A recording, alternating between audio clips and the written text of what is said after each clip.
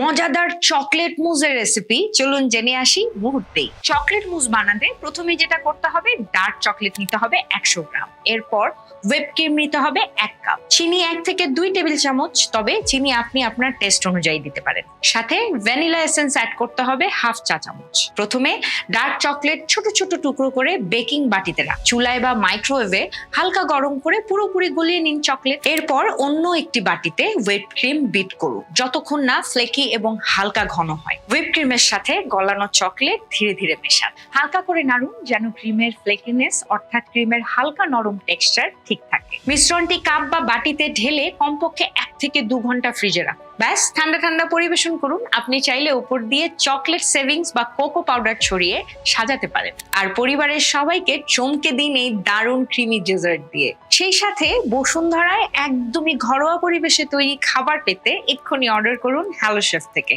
সাথে ডিরেক্ট অর্ডারে পাচ্ছেন 10% ডিসকাউন্ট।